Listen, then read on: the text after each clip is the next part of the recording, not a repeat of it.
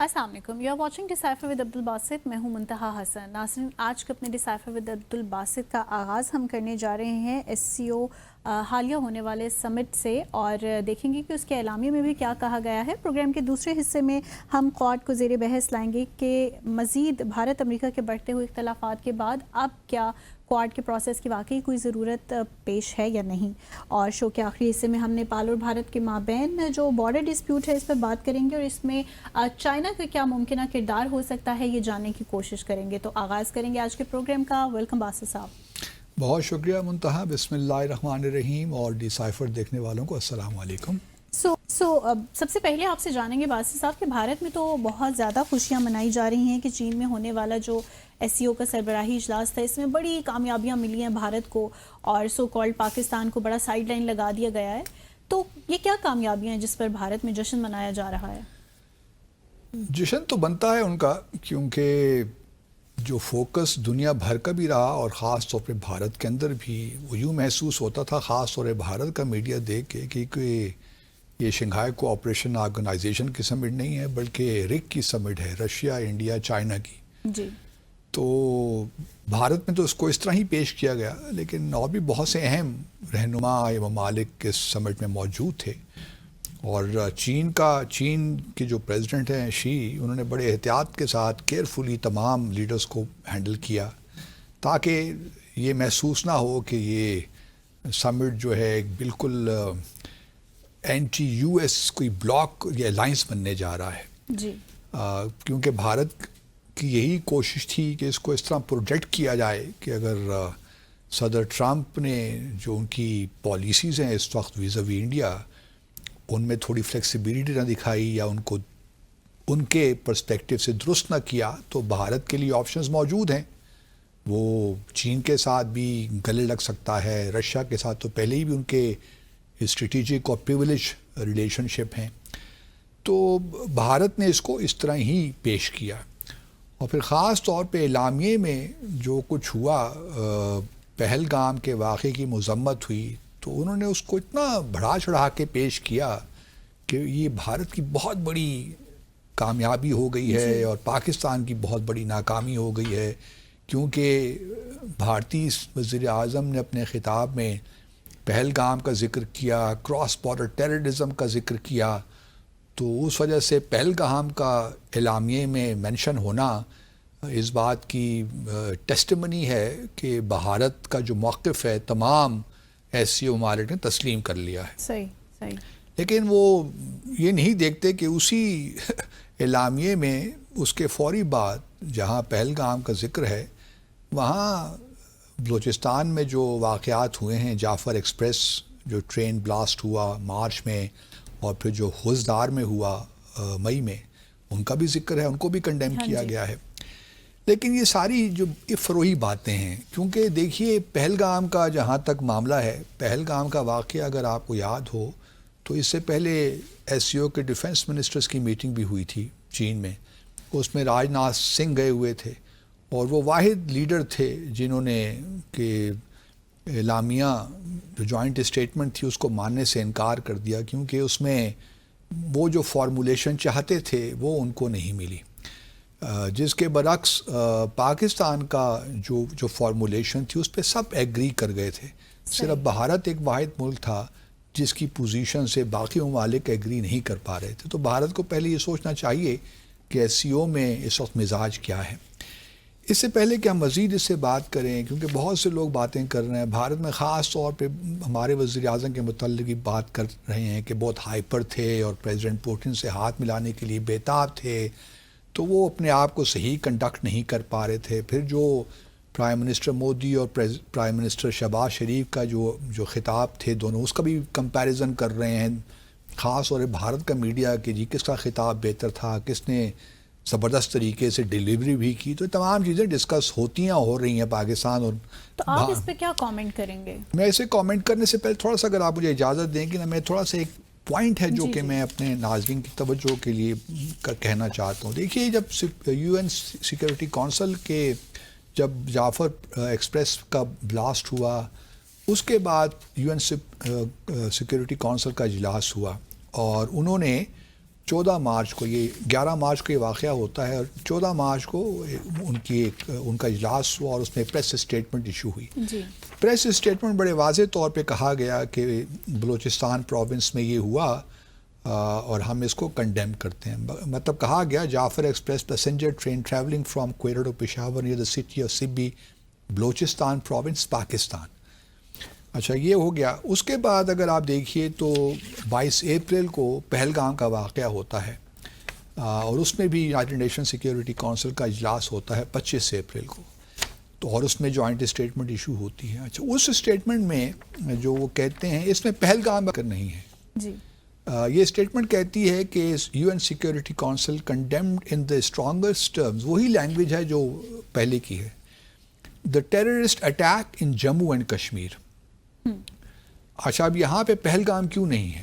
ایک سوال ذہن میں آتا ہے نا لوگوں کہ یہاں پہ تو دیکھیے باقاعدہ لکھا ہوا ہے بلوچستان پروونس پاکستان.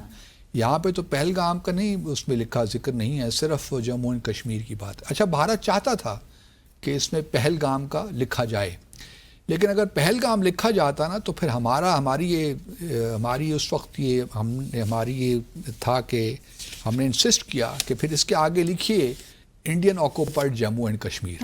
ٹھیک ہے, تو پھر بھارت کو آبویسلی وہ منظور نہیں تھا. بھارت تو چونکہ اس وقت ممبر نہیں ہے نا, لیکن فرانس وغیرہ جو سپورٹ کرتے ہیں, الجزائر وغیرہ, وہ ممالک موجود تھے جو بھارت کے بہاف پہ بات چیت کر رہے تھے. تو انہوں نے کہا کہ یہ کس طرح ہو سکتا ہے, تو یہ تو ہم نہیں مانتے. ہم نے کہا چلیے جی آپ جو یونائٹڈ نیشنز میں جو لینگویج یوز ہوتی ہے یہی کہہ دیجئے کہ Indian administered Kashmir Jammu and Kashmir Pahalgam کے بعد. تو وہ بھی بھارت کو منظور نہیں تھا. تو پھر ہم نے کہا کہ پھر پہلگام کا لکھنے کی ضرورت ہی نہیں ہے, پھر آپ کہہ دیجئے 22 اپریل جموں اینڈ کشمیر, کیونکہ جب جموں اینڈ کشمیر آپ لکھتے ہیں نا تو اس کا مطلب یہ ہوتا ہے کہ تمام جموں اینڈ کشمیر, نہ بھارت کا نہ پاکستان کا.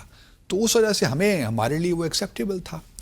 اب اگر آپ آگے آ جائیے اعلامیے میں جو یہ اب یہاں پہ پہلگام کا ذکر ہے لیکن آگے جموں اور کشمیر کچھ نہیں لکھا ہوا. مطلب صرف پہلگام ہے اور جموں اور کشمیر نہیں ہے. لیکن دوسری جانب جعفر ایکسپریس پلس ٹرین کا بھی ذکر ہے اور خضدار کا بھی ذکر ہے, لیکن بلوچستان کا ذکر نہیں ہے. تو یہ بڑی انٹرسٹنگ جو ہے نا لینگویج. اب مجھے نہیں معلوم کہ ہماری سائڈ نے کس حد تک انسسٹ کیا کہ دیکھیے جموں اینڈ کشمیر جو ہے وہاں تو آپ جموں اور کشمیر کا جو آپ پہلگام کو کنڈیم کر رہے ہیں ٹیررسٹ اٹیک کو, تو وہاں تو چلیے آپ پہلگام کہہ رہے ہیں, جموں اور کشمیر نہیں کہہ رہے. وہاں تو بات سمجھ میں آتی ہے کہ وہ ایک ڈسپیوٹڈ ٹیریٹری ہے, یونائٹڈ نیشن سیکیورٹی کونسل کی قراردادیں ہیں. لیکن یہاں پہ کم از کم میرے اپنے خیال میں ہماری سائڈ کو انسسٹ کرنا چاہیے تھا کہ خضدار کے بعد اس طرح یونائٹڈ نیشن سیکیورٹی کونسل کی اسٹیٹمنٹ میں تھا بلوچستان پروونس ان پاکستان, یہ یہاں پہ موجود ہونا چاہیے تھا, کیونکہ کوئی تقابل نہیں ہے, مقابلہ نہیں ہے بلوچستان کا اور مقبوضہ جموں اور کشمیر کا. تو یہ تھوڑی سی میں سمجھتا ہوں کہ ہم سے شاید اوور لک ہوا ہے یا ہم نے اس کو صحیح معنی میں کیا نہیں. اب آپ نے یہ سوال پوچھا بھی تھا کیا کہ تقریر کس کی, مودی صاحب کی بہتر تھی یا شہباز شریف؟ دیکھیے میں سمجھتا ہوں کہ تقریر دونوں نے اپنے اپنے حساب سے ٹھیک تقریر کی. انہوں نے اپنے ایشوز بھرپور طریقے سے اٹھائے, کراس بارڈر ٹیررزم, ہمارے ہاں بھی ہم نے بھی اپنے ایشوز, اسٹیٹ ٹیررزم کی ہم نے بات کی. کہ ایس سی او کے چارٹر کے اندر بائی لیٹرل ایشوز آپ نہیں اٹھا سکتے. مطلب جو ممبر کنٹریز ہیں 10 ان کے اندر اگر کوئی ڈسپیوٹس ہیں بائی لیٹرل تو آپ ان کا نام لے کر مینشن نہیں کر سکتے. اس لیے ہم نے کشمیر کا بھی ذکر نہیں کیا, لیکن ہم نے باتیں کر دیں کشمیر کے متعلق بھی. ہمارے وزیر اعظم نے انڈس واٹر ٹریٹی کا بھی ذکر کر دیا بغیر نام لیے ہوئے. افغانستان کا بھی ذکر ہوا. تو تقریباً تمام ایشوز ہمارے پرائم منسٹر نے اپنی تقریر میں ان کا ذکر کر دیا. تو تقاریر کی حد تک تو میں سمجھتا ہوں کہ دونوں ہی تقاریر ٹھیک تھیں. تو یہ آپ نہیں کہہ سکتی کہ ان کی ڈیلیوری بھی ٹھیک تھی. انہوں نے ہندی میں بات کی, ہمارے وزیر اعظم نے انگریزی میں کی, جو کہ ٹھیک تھا. اور مجھے تقریر میں کم از کم پرابلم نظر نہیں آیا جہاں تک. اب آتے ہیں تھوڑا سا آپٹکس کی وجہ سے. ایک تو دیکھیے مودی صاحب تو کر کے چلے گئے نا تقریر, لیکن ہمارے پرائم منسٹر پھر رک گئے.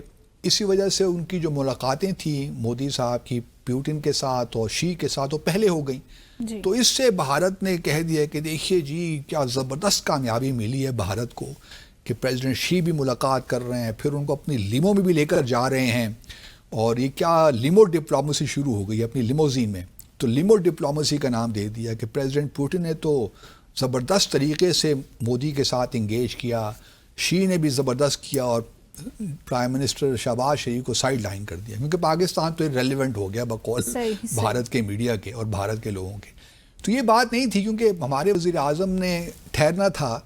ملٹری پریڈ جو ہوئی ہے 3 ستمبر کو 80th اینیورسری جو ہم نے پہلے ہی بات کی, تو اس کے لیے چونکہ رکنا تھا, تو یہ تمام ملاقاتیں جو شی کے ساتھ بھی, پریزیڈنٹ شی کے ساتھ ہی پریزیڈنٹ پوٹن کے ساتھ کی, وہ ہو گئیں, بیجنگ میں ہو گئیں. تو اس لیے ہمارا فوکس اس وقت تھا ہی نہیں کہ ہم نے ان لیڈروں کے ساتھ ملاقات کرنی ہے. تو اس وجہ سے یہ کہنا کہ کیا کامیابی ہوئی ناکامی ہوئی, اصل دیکھیے معاملات یہ ہیں کہ ایس سی او کتنی کامیاب ہوتی ہے. آؤٹ کمز کیا ہوتے ہیں؟ آؤٹ کم تو دیکھیے کہ لامیہ ہو گیا, یہ 2001 سے یہ آرگنائزیشن بنی ہے, ابھی تک تو اس طرح اس کے آؤٹ کم ہمیں نظر نہیں آتے. میرے اپنے ذاتی خیال میں اس سارے معاملے میں, کیونکہ بھارت ایک بہت بڑی رکاوٹ رہی ہے اس سارے, کیونکہ بھارت ایک جانب دیکھیے نا اسٹریٹجک پارٹنر بننے کی کوشش کر رہا تھا, یا ابھی بھی کر رہا ہے کسی حد تک امریکہ کا, اور دوسری جانب وہ جو اینٹی اور چائنا کے ساتھ بھی تھوڑے بہت مراسم اپنے ٹھیک رکھنا چاہتے تھے. تو آپ جب 2 کشتیوں میں سوار ہونے کی کوشش کریں تو پھر تو مسائل بڑھ جاتے ہیں نا. اور پھر یہ بھی بات اپنی جگہ درست ہے کہ کوئی بھی ریجنل آرگنائزیشن اس وقت تک کامیاب نہیں ہو سکتی یا ڈیلیور نہیں کر سکتی جب تک کہ اس کے ممبر اسٹیٹس کے اندر ایک ہارمنی نہ ہو. یہاں معاملہ کچھ یوں ہے کہ جو اسٹیٹس ہیں, ممبر اسٹیٹس, مثال کے طور پر پاکستان, بھارت, چین, ان کے درمیان کافی سیریس ایشوز موجود ہیں, اور خاص طور پہ جو اوریجنل مینڈیٹ ہے ایس سی او کا اگینسٹ سیپریٹزم, اگینسٹ ٹیررزم اور اگینسٹ ایکسٹریمزم, یہ 3 ایسے ایشوز ہیں جن پہ ہمارے, چین اور ہمارے تو نہیں بٹ بھارت کے ساتھ معاملات ڈفرینٹ ہیں. جی. تو یہ ہم ایک صفحے پہ نہیں ہیں اس معاملے میں. اسی وجہ سے اگر آپ دیکھیے تو ابھی تک جو ٹیررزم کی ڈیفینیشن وہ بھی ہم نہیں, ٹیررزم کو ڈیفائن کس طرح کریں. تو یہ کہنا کہ جی میرا اپنا خیال یہ ہے کہ ایس سی او ٹھیک ہے, آپٹکس بڑے اچھے ہیں, اس کی سمبولک ویلیو بھی ٹھیک ہے, لیکن پریزیڈنٹ ٹرمپ کو اس بات کا پتہ ہے کہ ایس سی او کا پوٹینشل کوئی ایسا زبردست نہیں ہے کہ راتوں رات دنیا تبدیل ہو جائے گی. یہ جو نئے ورلڈ آرڈر کی بات ہو رہی ہے, گلوبل گورننس کی بات ہوتی ہے, سارے اچھے سلوگنز ہیں, بٹ کوشچن یہ ہے کہ کیا یہ ڈیلیور کر پائے گی. ایس سی او کی اہمیت فی الحال تو اتنی ہے کہ جب اس کا اجلاس منعقد ہوتا ہے تو سائیڈ لائنز پہ بائیلیٹرل ملاقاتیں ہو جاتی ہیں, جس طرح یہاں بھی ہوا. تو ایک لحاظ سے بائیلیٹرل معاملات آگے چلنے کی ایک موقع لوگوں کو مل جاتا ہے, لیکن ابھی تک بحیثیت مجموعی ایس سی او اس طرح کچھ نہیں کر سکا. اب اگلی سمٹ جو ہے وہ بشکک کرگستان میں ہے, اور پھر 2027 میں یاد رہے کہ سمٹ پاکستان میں ہے. تو پھر دیکھنا یہ ہے کہ پرائم منسٹر مودی آتے ہیں کہ نہیں آتے. That's important. Let's take a short commercial break here. Break کے بعد واپس آئیں گے اور شامل کریں گے کچھ کوارڈ کا بھی احوال.